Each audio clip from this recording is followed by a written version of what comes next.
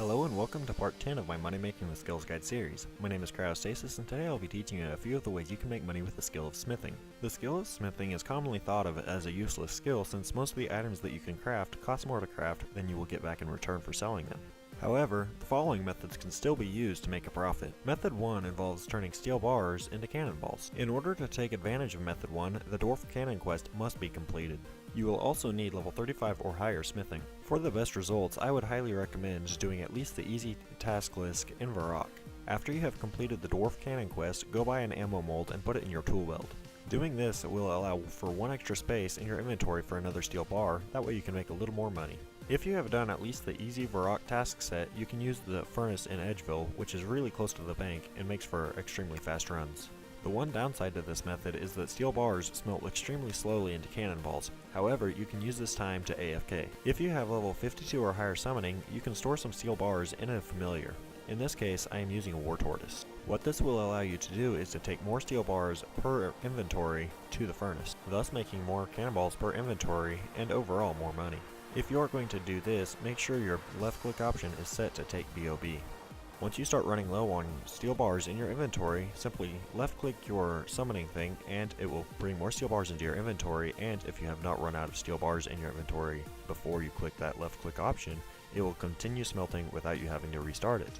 Even without using a familiar, you should be able to smith about 450 steel bars per hour. Using a familiar will increase the amount of steel bars per hour you can smith slightly. Method number 2 involves item manipulation merchanting. Essentially, all item manipulation merchanting really is changing an item slightly to make it more valuable. For example, here I have a broken Daheric set as well as a fixed Daheric set. As you can see, the broken Daheric set is worth a little bit less than the fixed Daheric set. Unless you're a PKer, getting a hold of broken armor sets such as this can be a little bit tricky since this is a very well-known method. In order for this method to work, you need to get a hold of the broken armor sets for as cheaply as you can. To get your armor sets fixed, you can either take them to Bob, Axe Shop, and Lumbridge, who will fix them for a small fee, or you can use a player-owned house to fix it for an even smaller fee depending on your smithing level. The higher your smithing level, the cheaper it will be. Using your player-owned house will get you some smithing XP. Once you have your armor fixed, you should take it to the Grand Exchange and see if it's worth more as a set. Most of the time, it is worth more as a set than in pieces, so be sure to check.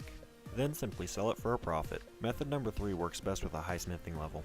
In order to take advantage of this method, you simply need to stand at Daemonheim and offer to make armor and weapons within Daemonheim for a small fee. Having a high smithing level will allow you to be more versatile in the armor and weapons that you can make, thus drawing in more customers. Well, I hope you have enjoyed the 10th part of my Money Making with Skills Guide series. If you did enjoy it and found some useful information within it, please feel free to give it a like. If you found no useful information within it or just didn't enjoy the video, feel free to give it a dislike, but please leave me some constructive criticism in the comment section below, letting me know what you didn't like so I can change it for next time. Also, feel free to subscribe to be notified about future videos as soon as they are uploaded.